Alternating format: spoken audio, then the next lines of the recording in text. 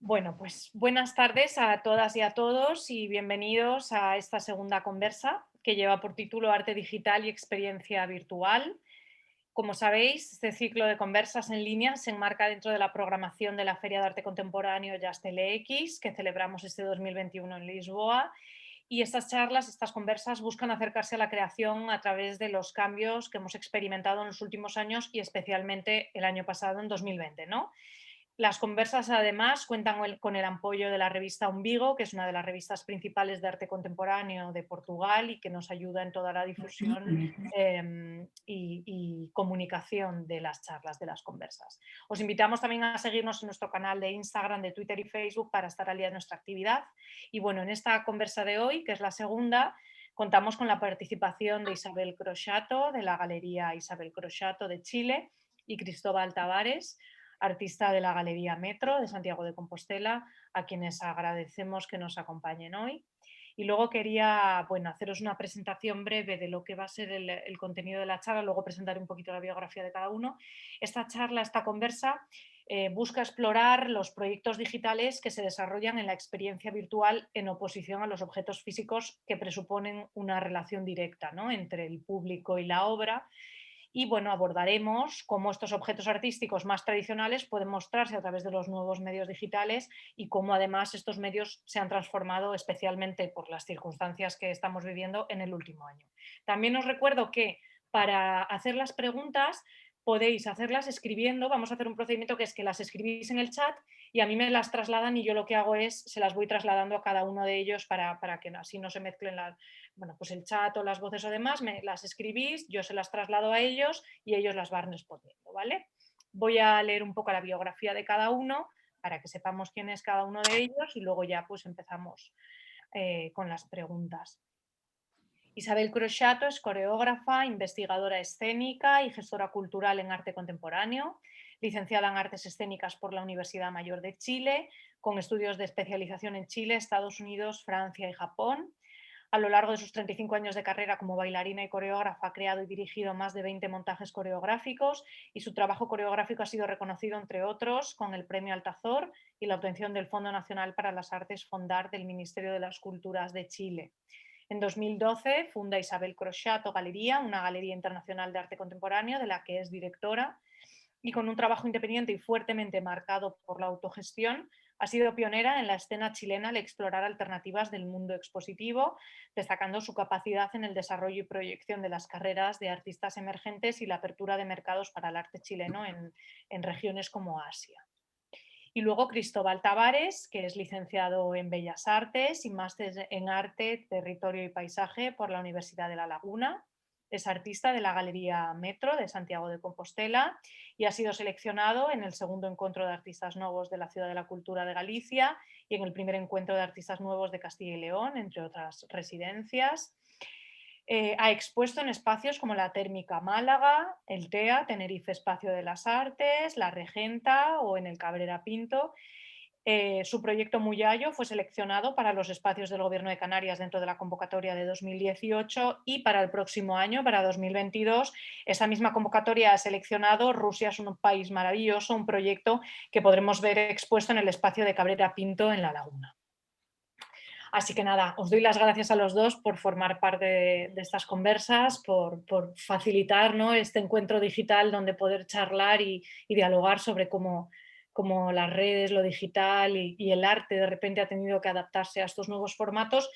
Entonces os lanzo una pregunta a los dos, esta sí que va dirigida a los dos, y es: ¿en qué medida ya había una aproximación a lo digital antes de esta pandemia global, pensando en el sistema del arte, claro? ¿Y en qué medida esto se ha incrementado con el COVID-19 y además como que las circunstancias lo han forzado de alguna forma? Pues si Pues queréis, Isabel, Cristóbal, Estela o Isabel, perfecto. Dale. Bueno, es cierto que nosotros veníamos ya antes de COVID con esta idea de replantearnos el modelo de la galería, porque nos dábamos cuenta que ir a la feria una vez al año, a las distintas ferias en las que estábamos participando, no era suficiente como para poder penetrar esos mercados. Fundamentalmente porque veíamos un gran interés de los coleccionistas y del público, por ejemplo, en Hong Kong o en Istambul, Y nada, pues la distancia tan grande de Chile con esas regiones y con las principales, yo te diría, capitales del arte y de la circulación, hacían que era un gran esfuerzo, una gran inversión, y sentíamos que pasaba un año hasta que pudiéramos capitalizar nuevamente ese enorme esfuerzo. Entonces estábamos pensando en cómo, por otra parte, las exposiciones que hacíamos en Chile de nuestros artistas, que eran trabajos de investigación y de producción maravillosos, tampoco teníamos cómo compartirlos mucho, porque el público, no sé, europeo, norteamericano o asiático, no venía frecuentemente a esta región del mundo. Entonces estábamos en eso.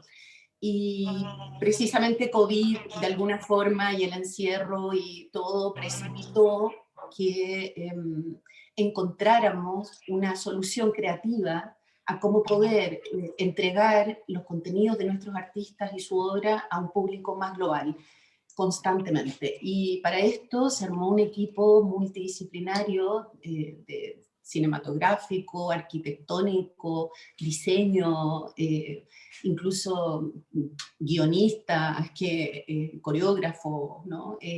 Como pensando un poco cómo podíamos hacerlo, se creó una galería virtual, un espacio arquitectónico que además fue precioso, como que nos dio toda la libertad del mundo de poderlo emplazar donde queremos.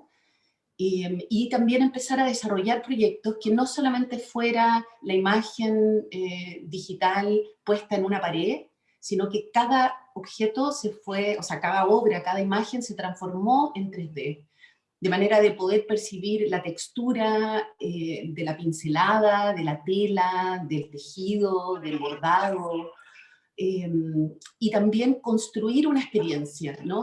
Desde lo cinematográfico, que pudiera entregarnos también la esencia de todo ese trabajo que el artista llevaba un año a lo mejor produciendo, cómo traspasábamos y transmitíamos toda esa pasión y todas esas decisiones, ¿cierto?, contemporáneas. Y poder invitar a artistas sonoros, por ejemplo, a colaborar. Entonces, de repente nos dimos cuenta que algo que era una necesidad de compartir estos contenidos, pero que además estaba, ¿cierto?, muy exacerbada por esta distancia y este encierro, lo que hizo fue generar una sinergia colaborativa donde se amplió no solamente las artes visuales, no solamente el curador y el museógrafo, ¿cierto?, que siempre participan, el artista, obviamente, sino que empezaron a participar y a colaborar y a aportar desde otros lugares a gentes que están vinculadas con las artes desde otros lenguajes. Y nada, desde esta región del mundo sentir que podíamos llegar a todos los lugares del mundo, incluso mucho más que si estuviéramos en una feria, que es como el proceso inverso, donde ustedes atraen, ¿cierto?, al público hacia nosotros. Y ha sido una experiencia muy linda, que ha ido creciendo, además con, debo decirlo, el apoyo de ProChile, que fue clave, porque todas estas cosas digitales y estas plataformas implican grandes inversiones. Así que ahí también ellos vieron esta visión que estábamos teniendo, efectivamente podía tener un potencial grande y nos apoyaron. ¿Me toca? Bueno, la aproximación digital en mi caso es casi un acto de supervivencia, porque yo soy artista en Canarias, que territorialmente está muy alejado de todos los circuitos, y la única manera que tú tienes para conectar y para que te vean y para tú ver es por medio de lo digital. No solo hoy en día ya con las redes sociales, que las manejamos todas, sino que yo me acuerdo, estudiando la carrera, desde que pude me abrí un blog para subir mis cuadros y para empezar a expandirme de la manera que fuera. Yo me acuerdo que un profesor, en unos vídeos que grabé yo en el 2008, unos vídeos que grabé a mi abuela, un profesor me dijo, cuando lo subía a YouTube y lo subía a todas las plataformas que en aquel momento se podía, me dijo, ponle una licencia para que nadie los pueda coger ni compartir, protégelo. Y yo no lo hice porque a mí me parecía que yo lo que quería era que la gente lo compartiera. O sea, el vídeo de mi abuela se hizo viral en el 2008, o sea, a mí me llegó ese vídeo por email, cuando todavía no solían existir estos fenómenos. Así que yo creo que he estado conectado con lo digital, con mis creaciones y con llegar a la gente de una manera muy intuitiva. ahora ya es lo que te digo, es casi una cuestión de supervivencia, porque tienes redes sociales que son tu galería.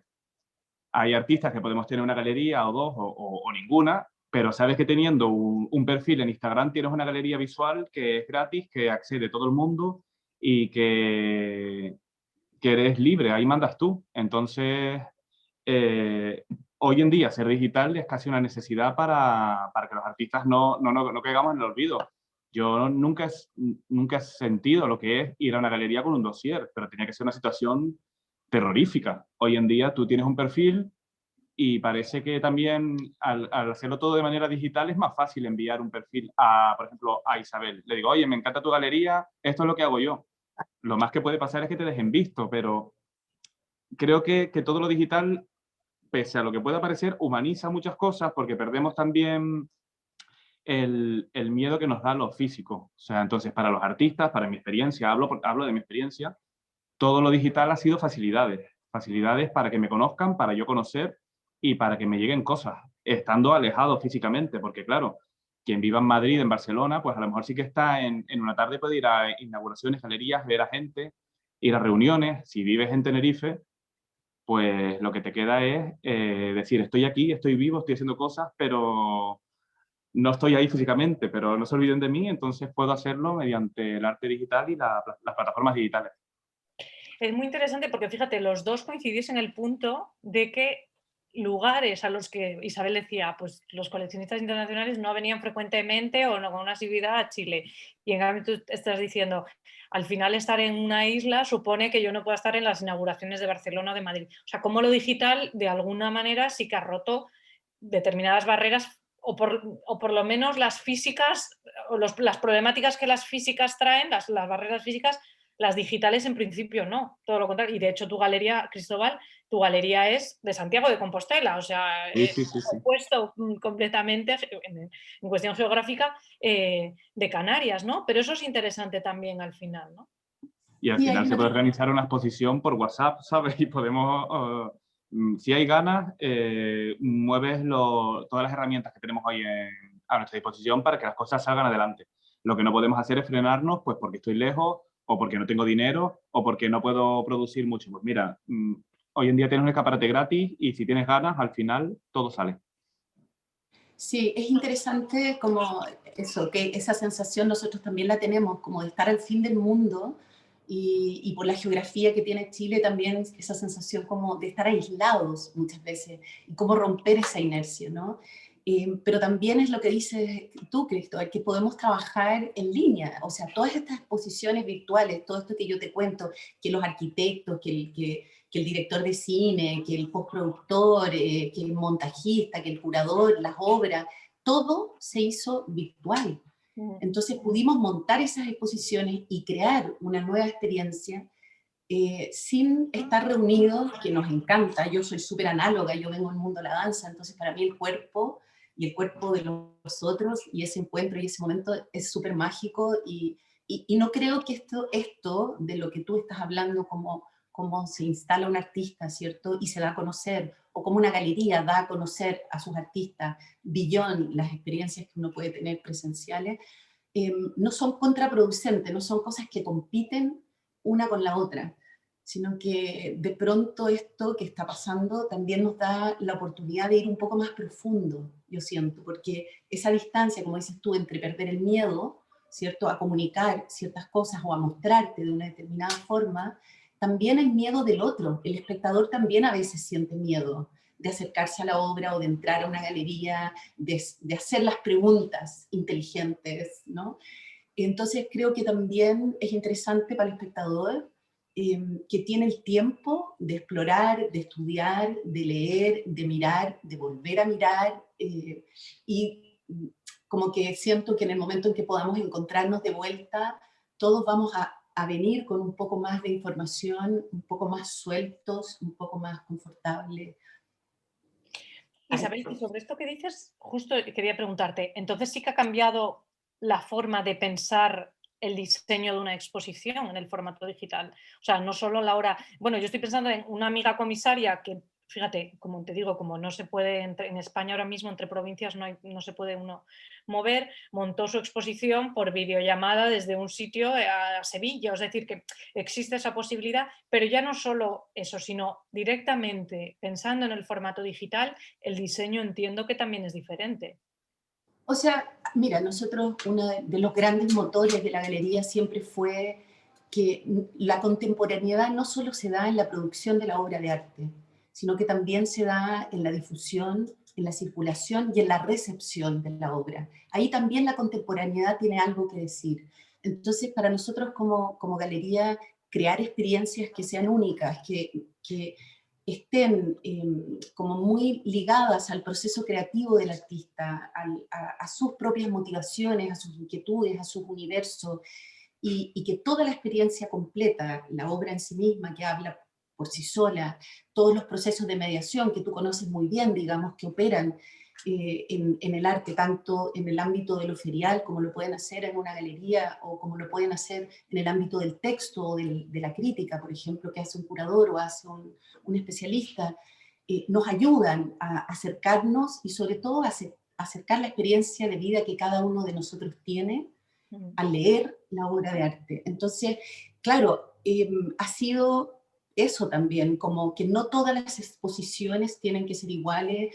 Esta arquitectura virtual nos permite alterar la arquitectura para ir más en función de esa exposición particularmente, también en recorrido cinematográfico, los tiempos, por ejemplo, cómo se recorre la obra, qué es lo que nos muestra, la sonoridad que nos puede acompañar en esa experiencia, la luz, ¿para qué decir? Claro, por ejemplo, hicimos una experiencia que era súper zen, con mucha luz natural de día, y después nuestra última exposición, que es Queer, que todavía se puede ver en línea, curada por Chacho Iannone, donde también tuvimos la libertad, por ejemplo, de que ellos pudieron invitar artistas de todas partes del mundo, cosa que a lo mejor para mí, como una galería pequeña que soy, ¿cierto? Como un formato más, me habría sido imposible, no habría tenido el presupuesto para poder traer obras desde Canadá, desde Francia, desde Estados Unidos, desde Brasil, etcétera, ¿no? Y reunirla acá en un solo espacio. Pero también fue el equipo creativo que entendió que los curadores, Chacho Iannone, querían acercarse a lo queer también desde lo expositivo. Entonces se tomó el formato del videoclip, se investigó mucho sobre esas épocas, sobre música, se hizo de noche, la sensación íntima, esa rareza de entrar a un lugar nocturno donde lo queer puede aparecer en toda su naturaleza y expansión. Entonces, es bien interesante, digamos, el desafío que nos plantea. Y la noche que inauguramos la obra, o sea, se vio la exposición en Egipto, Emiratos Árabes, toda Europa, Latinoamérica, Corea del Norte. Era como que decíamos, como que no teníamos control sobre esto, y era muy bonito ver cómo se iban conectando desde distintas partes del mundo. Cristóbal, yo quería preguntarte a ti, tú que ya comentabas, ¿no? Eres un artista con amplia experiencia en lo digital, dices que ya además desde 2008, antes incluso de que todo esto fuera viral, ¿no? Fuera desde luego nuestro casi nuestro día a día. ¿Tú cómo te has planteado esta estrategia como artista pensando en esta visibilidad en la red? Y si crees además que los artistas deberían usar más las redes para mostrar su trabajo, porque tú estabas hablando antes, tú trabajas con una galería, pero además yo creo, o desde mi humilde opinión, es muy importante ese refuerzo a dos bandas, ¿no? Es decir, lo que el artista por su lado puede hacer y lo que la galería por su lado puede hacer, ¿no? ¿Cómo crees que los artistas deberían o plantearse esta estrategia? ¿Cómo te la has planteado tú? Si crees que es importante que se tenga, etcétera. A ver, es que yo no te sabría explicar muy bien, porque yo no soy muy de seguir una estrategia, ni creo que haya una fórmula mágica. Yo cuando hago algo, generalmente son arrebatos. Suelen ser cosas que se me ocurren, las hago, hay cosas que funcionan, hay cosas que no, hay cosas que llegan a la gente y consigues lo que tú más o menos creías que podía pasar, y hay veces que se queda sin pena ni gloria. Yo cuando he hecho algo, lo he hecho en el momento. Casi siempre ni lo pienso mucho. No me gustan tampoco las cosas muy pensadas, ni la gente que tiene como un Instagram como demasiado metódico, demasiado, ahora me toca ser divertido, ahora me toca ser reivindicativo, ahora me toca, según la fecha del calendario. Yo, si un día me apetece reivindicar, lo hago, si un día me apetece reírme, me río. Yo lo que sí le recomiendo a los artistas es que teniendo las herramientas que tenemos, que esto ya no hace falta ni recomendarlo, porque esto ya lo vemos todos en nuestro día a día, es que las usen. Al final, yo cuando busco un artista que me interesa, yo no lo busco en su página web, yo lo busco en Instagram.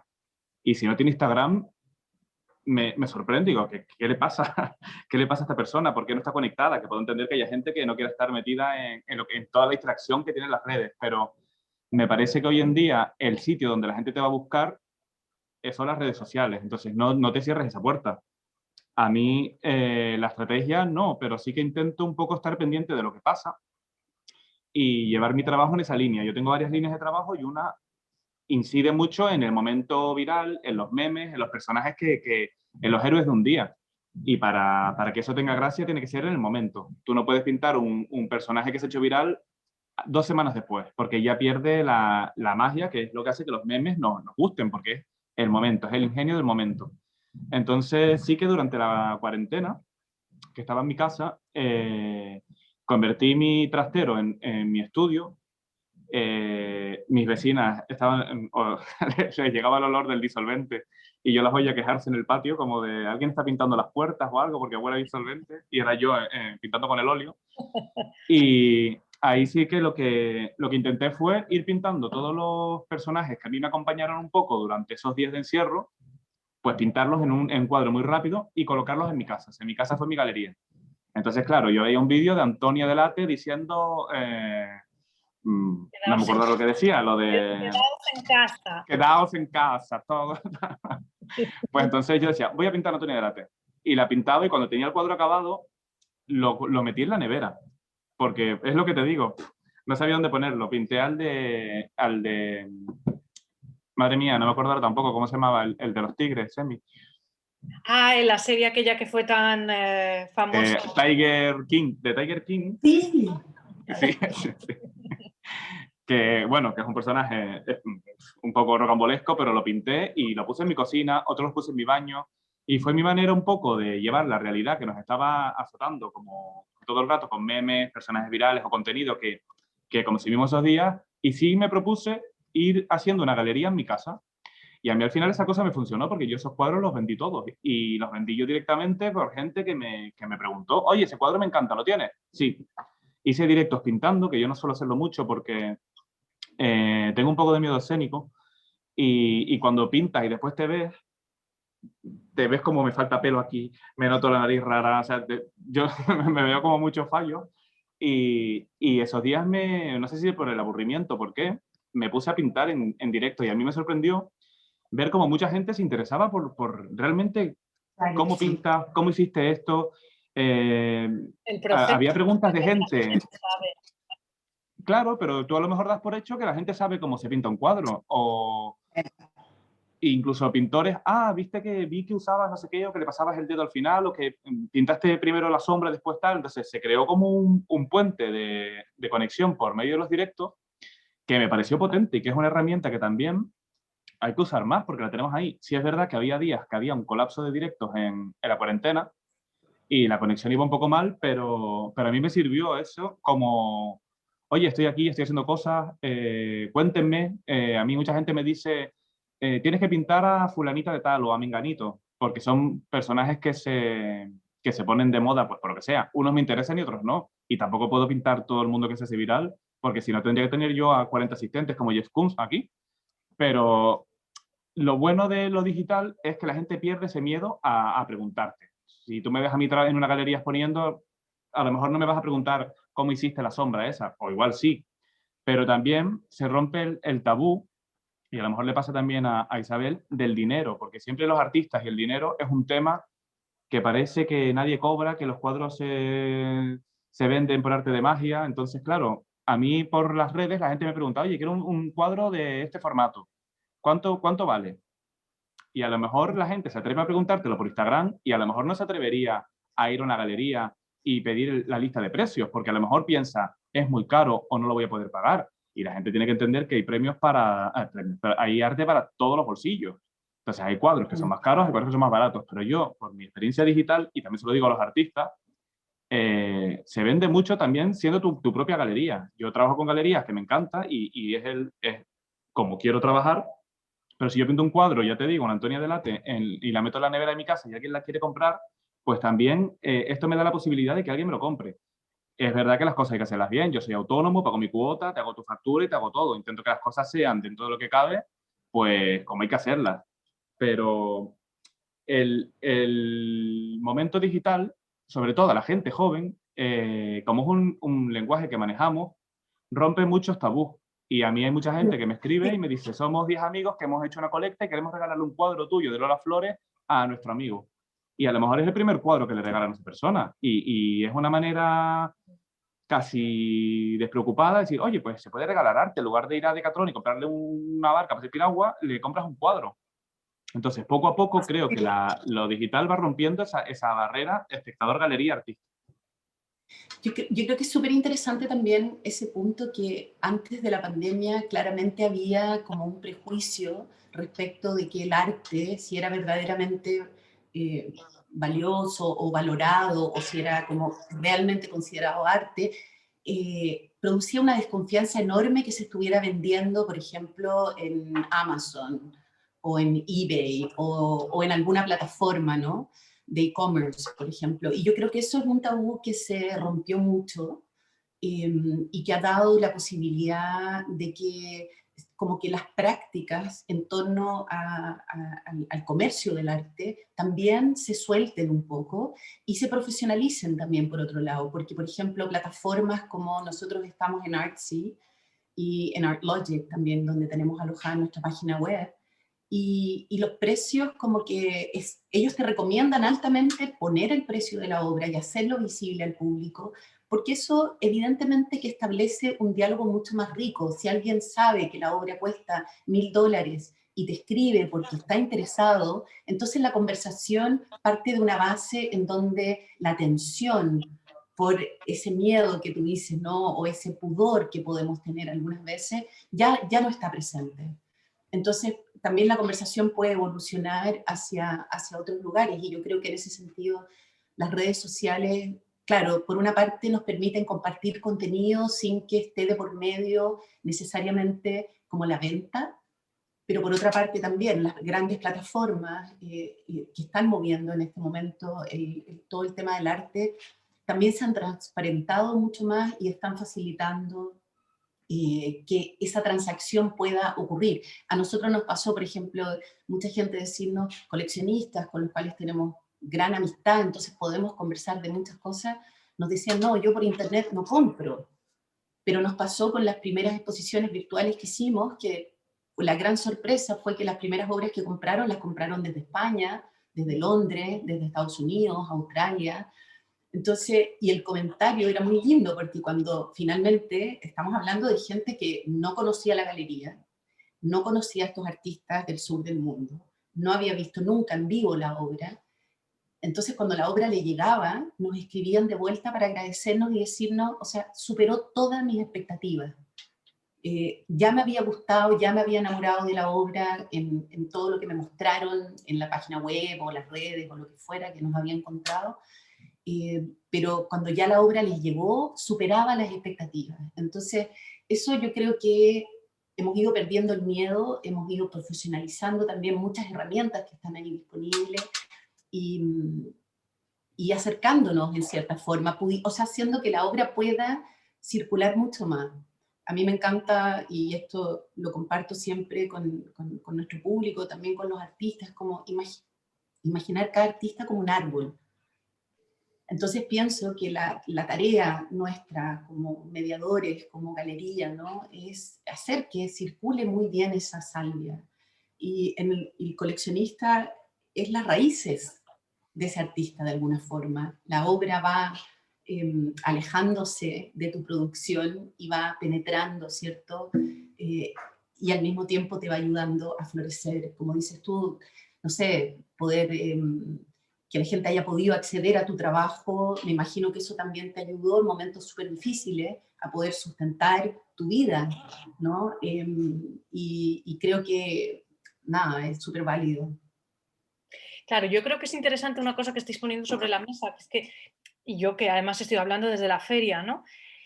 La duda y el debate que siempre hay, que siempre ha habido y que se mantiene de cómo hacemos que los nuevos coleccionistas lleguen a las ferias, ¿no? Porque hay un coleccionista medio de tanto económicamente hablando como en edad, ¿no? Un coleccionista de unos 60 años de media, 50-60, que ya lleva comprando arte varios años, o sea que ya es un asiduo que tú sabes que va a venir y que va a comprar. Pero siempre había la pregunta de cómo llegamos a esa franja de antes de los 45, desde los 25 a los 45. Y entonces, sin embargo, estáis poniendo sobre la mesa cómo de repente que las plataformas digitales permitan ver los precios de las obras ya rompe una barrera, y probablemente el acercamiento de las redes sociales también. Porque ¿dónde está esa franja de gente? Ya no digo en el sector del arte, el que es un profesional medio, no lo sé, un fisioterapeuta que gana un sueldo bueno, que tiene dinero suficiente, que le gusta el arte, pero nunca ha ido a una feria, seguro que usa las redes sociales, ¿no? ¿Cómo llegar a él? Bueno, pues resulta que a través de las redes podemos romper esa barrera de no me atrevo a preguntar el precio y además me gusta esta obra, me voy a atrever a preguntar y a escribir por ella. Con lo cual yo creo que las redes hay algo...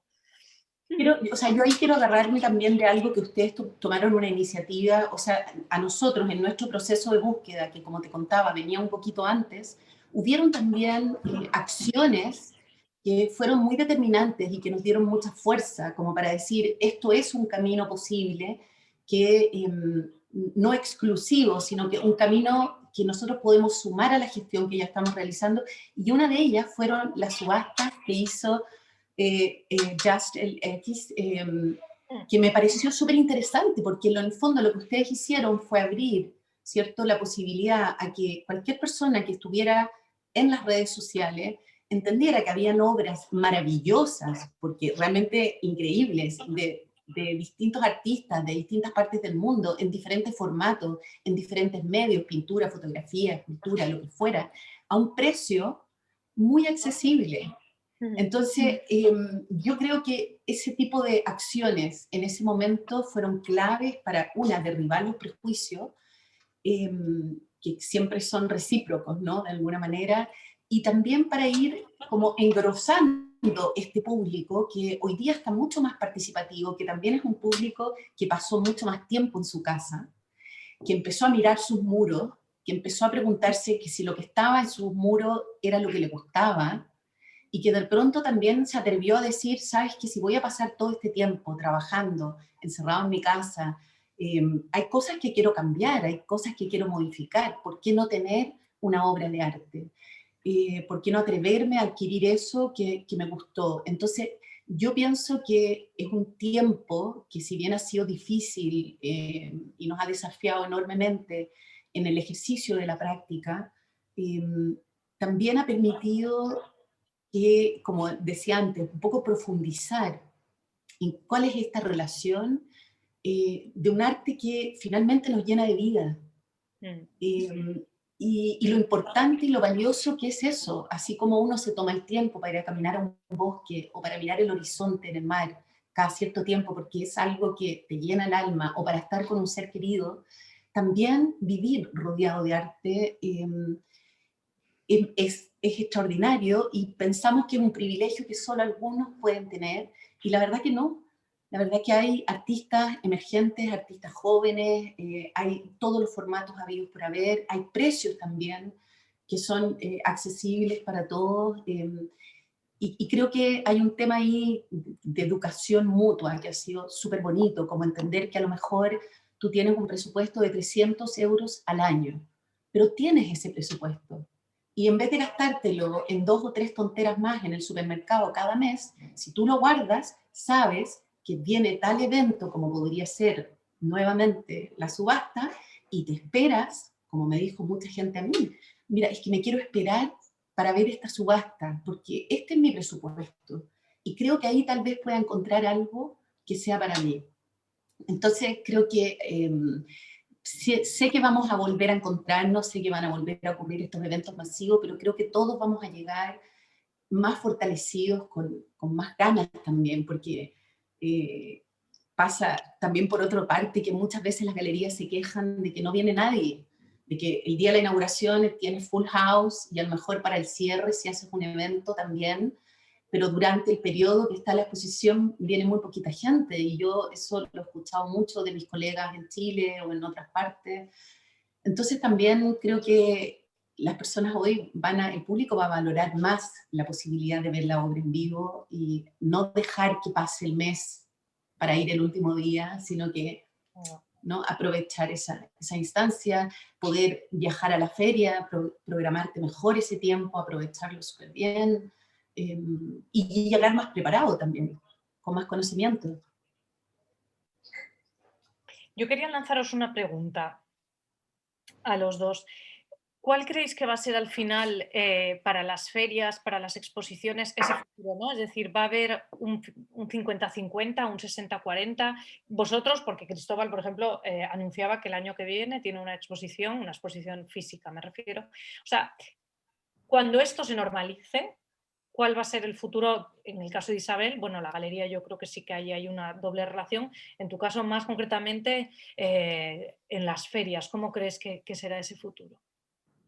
O sea, nosotros pensamos conservar este programa expositivo híbrido porque lo que decíamos, estamos muy aislados de la circulación, ¿no?, del mercado del arte. Entonces, para nosotros es una manera realmente no solo legítima, sino que además creo que un aporte a poder continuar durante todo el año constantemente, desde cualquier lugar del mundo, acceso totalmente gratuito, las exposiciones de nuestros artistas. Y vamos a conservar también las exposiciones en la medida en que sea posible en vivo. Algunas serán mixtas, estarán online, otras serán solamente físicas, como la que inauguramos en un par de semanas más, que es una exposición muy íntima y que va a ocurrir solo acá. Pero en cuanto a las ferias, evidentemente para nosotros es un punto clave en el cual nosotros tenemos la posibilidad de ampliar mucho nuestra red de contactos con coleccionistas, con un público nuevo, y que también ellos se encuentren con nuestros artistas. Entonces es un más que el hecho de que unas ferias estén optando en este momento también por lo digital, ya sea a través de los viewing rooms o a través, como en algunos casos, de realmente generar una experiencia virtual. Creo que es súper importante, porque si bien es cierto que ese amor que uno siente, ese enamoramiento, ese momento mágico frente a la obra, ¿no?, que uno siente que la obra también te descubrió a ti, es irreemplazable, digamos, de cierta forma. Creo que el evento feria como que reúne, convoca, ¿cierto?, también a los coleccionistas en un periodo de tiempo que es súper importante, porque tú sabes que están con la disposición, que están buscando, que están explorando. Entonces, yo pienso que es súper importante que continúen, independientemente de que entiendo que es difícil, porque son eventos muy masivos que involucran desplazarse. Para nosotros, como una galería en Santiago de Chile, es complejo, digamos, toda la logística, si ya lo era antes, ahora con este tema, pero pienso que sí, que en la medida en que vayamos volviendo a ese espacio, para nosotros es súper importante. Ahora, poder tener esta posibilidad de compartir nuestras exposiciones a través de lo virtual en el año, entre un episodio y otro, ¿no? Creo que va a ser también una gran herramienta y súper enriquecedor, porque esperamos, por ejemplo, cuando vayamos a Lisboa, a la feria, o a Madrid, que los coleccionistas conozcan un poco más, entonces podamos tomar una conversación ya con un cierto conocimiento, por lo menos la imagen del artista, su obra, sus colores, sus temáticas ya pasaron por su sistema circulatorio, algo está dando vuelta y entonces creo que es súper potente, pero nosotros lo tenemos ahí, estamos muy también atentos a la espera de que pueda volver a ocurrir. Yo creo que, hombre, que tiene que volver, porque al final una feria no es solo un espacio físico con obras colgadas, es toda la gente que te encuentras, es el quedar después de la feria y tomarte una copa, poner cara a la gente que conoces solo de redes, pues verlas, y muchas veces las amistades y las ventas no se hacen en el momento, se hacen después, ¿sabes? Hay gente que a lo mejor llega después y te dice, oye, he visto tu obra y me interesa, pues vamos a hablar, y a lo mejor en el momento de la exposición o cuando estabas en la feria, en el stand, te vieron con más gente y no quisieron molestar, y cuando vas después, que estás más relajado, es donde muchas veces se fraguan las ventas, las amistades, como te decía. Así que yo creo que tiene que volver. Además, hay muchas obras, después del discurso que he dado de lo digital, pero hay muchas obras que hay que verlas en directo, una instalación o una performance. Claro que la puedes ver por las redes, claro que puedes hacer una visita virtual, pero te interesa verla, meterte, interactuar, que te transmita la pieza. Entonces yo creo que cuando nos dejen, o incluso de esta manera, tomando las precauciones, tenemos que volver un poco a volver, porque el arte al final siempre se va reduciendo, reduciendo, reduciendo. Y como sigamos quitando cosas, es que se nos va a quedar en nada. Entonces a mí me hace ilusión cuando me invita un amigo a una inauguración, porque no es tan común ya que los artistas tengan una inauguración. Ya en estos últimos meses es como la exposición se abre tal día, pero no vengan porque no se puede a partir del lunes ya en horario de galería. Y yo entiendo qué es lo que hay que hacer, pero yo quiero que esto vuelva a ser también el condimento social que es fundamental para nutrirnos nosotros, como ver que no estamos solos en esta lucha, que tiene, aunque sea para contarnos nuestros dramas el día de la inauguración, pero necesito el calor de los artistas, necesito ver también las obras, necesito el feedback que te da, estar con la gente, hablar, y después de la inauguración o después de la feria, ir a tomarte una copa, ir a un karaoke y romper un poco esa barrera de somos todos artistas serios y venimos a hablar de nuestra obra. También somos personas que nos queremos divertir, y muchas veces las conversaciones más interesantes, sea de arte, de vida o lo que sea, surge cuando estás despreocupado, cuando estás ya un poco sin el foco encima. Así que yo creo que tiene que volver todo, pero tampoco hay que apartar lo digital, porque si no hubiera sido por pues, las exposiciones virtuales o por la subasta, el arte se hubiera parado completamente. Entonces, vamos a aprovechar las herramientas que tenemos para sumar, nunca para restar. Sí, yo agregaría eso también, que hay todas estas instancias, por ejemplo, esta conversación que estamos teniendo hoy día, en la cual se están sumando personas, aunque no estén toda la conversación, y se les agradece mucho a todos los que nos están acompañando y que realmente se están tomando el tiempo. Es eso, ¿no? Que de alguna forma, sin necesidad de moverte, que muchas veces uno no puede ir a todas las ferias y a todos los eventos y a todas las inauguraciones. Entonces, tener la posibilidad de que ciertas cosas ocurran online y que tú desde donde estás puedas participar de ellas, y hacerte parte y seguirte enterando y mirar la cara también, porque ahora también escuchar la voz, poder, no sé, tantas cosas que han ocurrido. Yo pienso en la descentralización, por ejemplo, de artistas, que debe ser un poco como tu caso, que en nuestro caso están en Chiloé o están en regiones muy apartadas que no son Santiago, donde casi la gran mayoría de toda la actividad ocurre, y han podido estar presentes, o ya sea mostrando sus talleres a través como de visitas virtuales o en conversaciones con curadores que están en el otro extremo del planeta, digamos, y que no habrían tenido la agenda, porque los viajes igual consumen mucho tiempo. Entonces muchas personas verdaderamente no pueden. Entonces yo creo que esto ha abierto un espacio, un canal que es muy enriquecedor, en verdad, y que permite irnos acercando, conocernos un poquito, soltarnos, y cuando llegue ese momento de encontrarnos, ya bueno, es casi como que ya estamos más cerca. Yo quiero pasaros ya algunas preguntas que nos están haciendo por el chat, que están participando y están haciendo, así que os voy a leer una de las primeras. Dice: es cierto que la experiencia virtual excede los límites de la experiencia física. Sin embargo, ¿creéis que este contexto pandémico evidencia que la experiencia virtual está de alguna forma condicionada por las condiciones materiales de la experiencia física? El encerramiento y el espacio físico que envuelve tanto a los espectadores como a los artistas son factores contextuales que afectan a la experiencia. A ver, yo creo que sí, definitivamente, y aquí me cuelgo.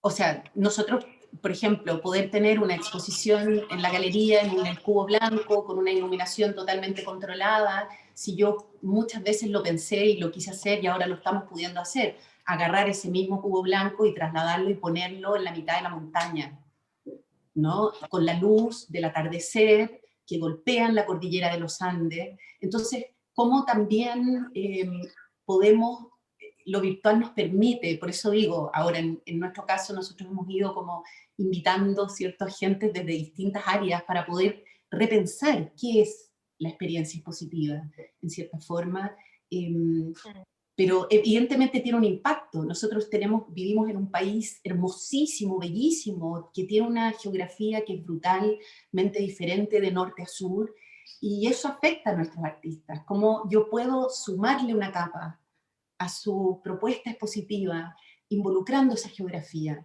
de manera que tú que estás lejos y que a lo mejor no has venido a Santiago, no has venido a Chile, no has tenido la posibilidad de estar en la Antártida, en el desierto de Atacama, en las Torres del Paine, en la Patagonia, entiendas lo que está pulsando en las fibras del artista, que si bien está dialogando, ¿cierto?, de manera global con el arte contemporáneo, también hay particularidades y sabores y olores y cosas que lo hacen especial, y que yo creo que esta libertad también permite algo de eso, no sé.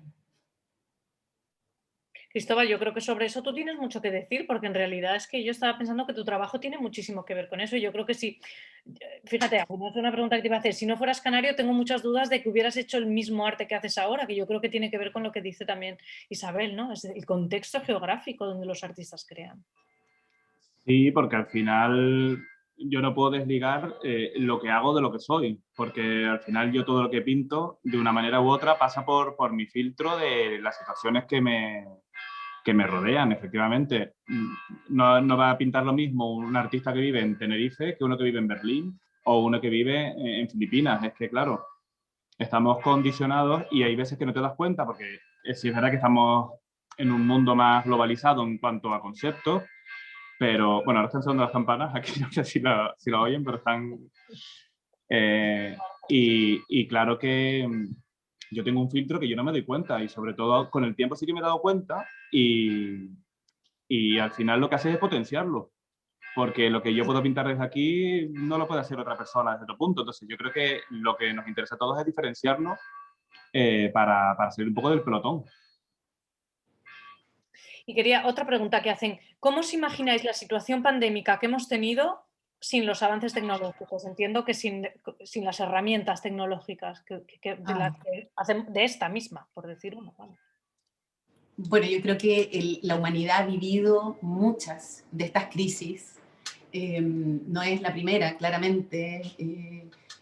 Y no existían las tecnologías y no tenemos cómo saber exactamente cómo eso se comunicó, pero sí se ve en el arte. El arte de alguna forma, así como fue reflejando, no sé, pues las batallas, las guerras. O sea, hay que entender que el arte en un momento era un lenguaje para comunicar ciertos conocimientos y hechos históricos y describir situaciones. Entonces, no sabemos todavía, o sea, todavía todo esto está muy reciente y lo estamos todavía viendo en carne propia, pero sin ningún lugar a duda esto va a repercutir en la manera de crear y en temas y en estéticas. Ya vemos que hay muchos, por ejemplo, artistas que trabajan sobre el retrato, sobre lo figurativo, y que ya aparece la mascarilla como un elemento que es parte de, porque finalmente también el arte un poco va siendo un espejo y un reflejo de su tiempo, de sus sociedades, también de sus geografías, como hablábamos, y esto es algo que nos ha ocurrido a todos en todas partes y nos ha tocado por igual, independientemente de si eres una persona rica o eres una persona pobre, si vives en la montaña o vives en el mar, hemos estado todos viviendo lo mismo. Entonces, yo creo que sí, que va a haber una expresión como súper fuerte y que no está determinada por las redes, sino que está determinada por lo que hemos vivido. Yo ahora me estaba acordando de una frase que vi el otro día en el documental de Netflix, Supongamos que Nueva York es una ciudad, que es de Martin Scorsese, y son conversaciones con Fran Lebowitz, que es una escritora, Y hay un momento que me gustó mucho porque le dice que la madre le decía como, bueno, pues estás todo el día viendo la televisión, en mi época no había televisión. Y ella le dijo, bueno, pero es que en mi época sí hay televisión. Entonces, como hay muchas veces la gente que se está poniendo en como, porque ahora tenéis esto, pero antes no había. Bueno, tú no lo tenías, pero yo sí. Yo me imagino que esta crisis, sin las tecnologías con las que contamos, la hubiéramos pasado igualmente, porque tampoco vamos a ser dramáticos. Al final estás en tu casa, tienes comida y aire en los pulmones y ya está. Hubiéramos leído más, hubiéramos hecho más jardinería, hubiéramos hablado con el vecino de azotea a azotea y seguramente hubiéramos sido mucho más colectivos. La tecnología al final también nos encierra un poco en tu habitación, tu ordenador y ponerte una maratón de series y ya está. Entonces, sí que la tecnología nos entretiene, pero yo creo que si nos tenemos que encerrar y quitamos la tecnología, pues tampoco pasaría nada. Nos aburriríamos más a lo mejor, o nos poníamos a escribir, o nos poníamos a dibujar. Todo el mundo intentaría sacar el lado artista o repostero o jardinero que tenía en su yo interno. Y tampoco nos vendría mal desconectar un poco porque estamos demasiado empantallados todo el día. Yo ahora lo que estoy haciendo o intentando es leer más. Yo siempre he leído antes de acostarme y últimamente me pongo a ver cosas y me quedo dormido viendo cosas. Y duermo peor porque a veces hasta los ojos se te queda como la luz de la pantalla, incluso después de dormir.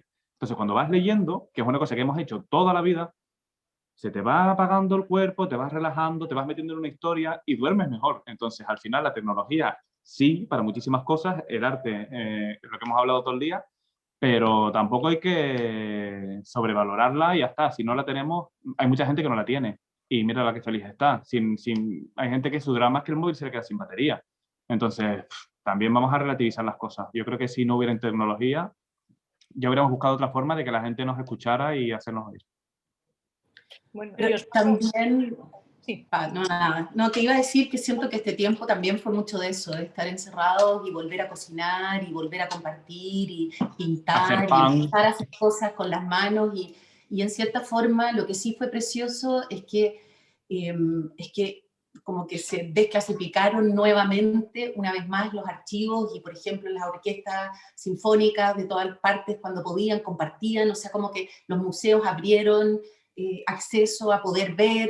Entonces, creo que ocurrió un proceso de democratización y también de compartir, ¿no? Desde una receta hasta, como decías tú, estoy pintando, o sea, uno da por hecho que la gente cree que sabes cómo pintas un cuadro, pero la verdad que no, y le resulta tan fascinante que a lo mejor hasta se anima y se atreve a comenzar él también a hacer ese gesto. O sea, creo que este tiempo ha sido muy especial, muy particular, muy duro y difícil y para muchas cosas, ¿no?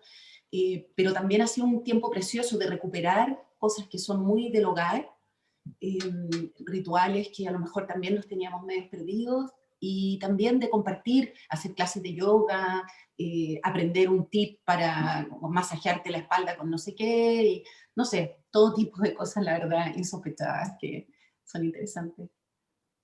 Os voy a leer las dos últimas preguntas. Una nos dice, habéis hablado sobre todo de Instagram. ¿Creéis que es la red social más importante para la difusión, promoción y venta de arte? Sí, definitivamente. Porque Twitter es una cosa que sí es verdad que es más actual. Si te quieres hacer viral, te vas a hacer viral en Twitter, pero la que te permite ordenar tu contenido y tener a un clic todo lo que tú quieras mostrar es Instagram. O sea, a nivel, por lo menos desde lo que hago yo, que soy pintor y lo mío son pues obras, eh, pues yo creo que Instagram es la que tiene más potencia y la que todo el mundo más consume. El Facebook ya se quedó para las abuelas y para gente que comparte recuerdos de 2012, que te da una pereza ya, que es como de madre mía. Y sí, yo creo que, bueno, TikTok yo sinceramente no la controlo mucho, pero me imagino que podrá haber artistas que también, a lo mejor no tanto artistas de las artes plásticas, sino que gente que se dedica a bailar o algo más escénico, puede que el TikTok también le sirva como plataforma y como llegar a públicos nuevos, pero yo diría que Instagram. Yo creo que o sea, Instagram sin duda es la herramienta, nació como una herramienta muy visual, ¿cierto? Para poder compartir visualidades. Entonces, en el caso de las artes visuales, sin duda que ayuda mucho. Además, te encuentras con todo tipo de usuarios en Instagram y nosotros compartimos en la galería, por ejemplo, bastante contenido sobre las biografías de los artistas, sobre reseñas sobre las obras, sobre los textos curatoriales, y te das cuenta que también da una posibilidad. Pero creo que al final del día también los canales, por ejemplo, como YouTube, Vimeo, ¿cierto? Poder, o sea, no sé, en el arte hay cosas que son un poco más finas, más estéticas, más como de ese orden. Hay otras cosas que son súper jóvenes y que probablemente yo, mi generación ya, por ejemplo, TikTok, se me hace como muy lejano, pero entiendo que esa es la generación también que viene acercándose hacia este mundo y este universo que son las artes y el consumo del arte y el mercado del arte y la escena del arte. Entonces, creo que también es interesante en algún punto penetrarlas y empezar también a abrir posibilidades de contenido. Nosotros no lo hemos hecho. Y también hay otra herramienta que también la encuentro que está súper buena, que es LinkedIn, que creo que también te pone en contacto con una red de profesionales muy serio y que eso, ¿no? Y que permite abrir, sobre todo, estás hablando a lo mejor más para la galería que para el artista, pero también, o sea, como una conversación sobre negocios y poder compartir contenidos desde un lugar como eso, ¿no? Como serio, tranquilo, muy profesional, donde sientes que te puedes ir conectando con otros que tienen que ver con tus intereses, en otro ritmo, ¿no? Pero sí que también está súper bueno. Y las grandes plataformas, que para mí igual son importantes, las plataformas del arte. Como... Y así os lanzo la última pregunta que nos hace Sonia Catarina Bernardes y dice, ¿las galerías corren el riesgo de convertirse en marcas, en branding, sin un espacio físico propio?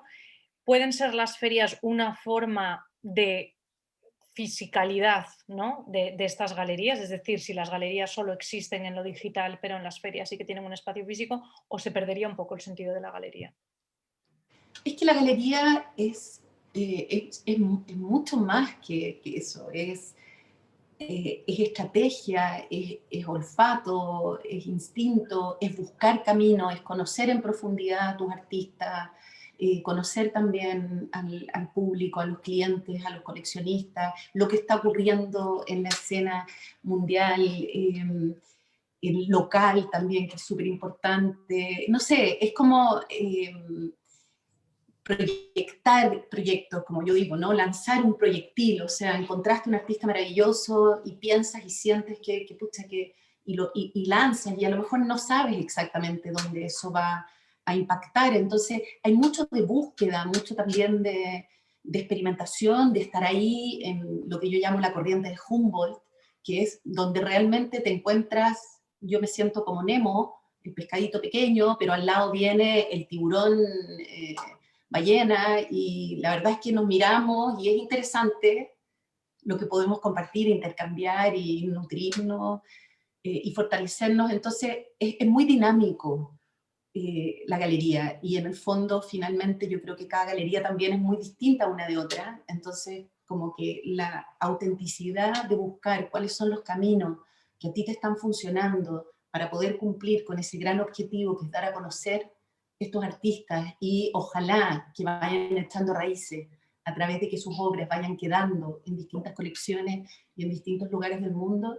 Yo creo que es un privilegio, un trabajo súper precioso, súper delicado, siempre que está al borde, a todos los bordes, pero eso, y es esa gran responsabilidad. Entonces, yo creo que nunca quedarse quieto, sino que circular, que es también lo que nosotros queremos hacer, y esa circulación pasa por asistir a distintos eventos, por mostrar las obras de diferentes formas, por colaboración, por ejemplo, que me parece súper importante en estos tiempos.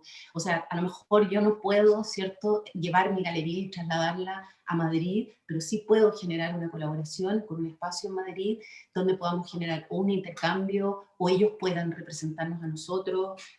La feria, ese momento, no es solamente el encuentro con el cliente, también es con tus pares. la galería que te toca al lado, qué artistas está trayendo, darte cuenta con qué artistas dialogan tus artistas. Y no sé, es una trama compleja siempre, tú lo sabes muy bien, y creo que el público es clave, entonces siempre también uno está, en cierta forma, buscando ese encuentro, que sea digital, que sea virtual, que sea presencial, que sea en una feria, que sea en la galería de acá o en la galería de allá, en el estudio del artista también, que es un momento precioso, o a través de un texto que también da cuenta de muchas cosas. eh, no sé, yo lo veo así. Pero no es mala idea lo que ha dicho la chica, porque al final muchas galerías tienen que cerrar porque no, los números no dan para un local en una zona buena, para todos los gastos que hay, y de repente tener como una marca que pueda ahorrar para, oye, pagar un stand en una feria y a lo mejor hacer una labor digital y de repente pues poner 2 ferias al año y hacerlo físico allí, pues de repente puede ser un poquito de oxígeno para galerías pequeñas o gente que tenga muchas ganas o que lo tenga todo, pero que no tenga el dinero porque sabes que al final lo puedes tener todo y no vender porque, porque nunca se sabe qué funciona y qué no. Así que de repente puede ser una buena opción para gente, un poquito de oxígeno para poder estar en ferias, pero amortizar un poco los gastos que conlleva la luz, el local, si tienes personal trabajando y todo eso.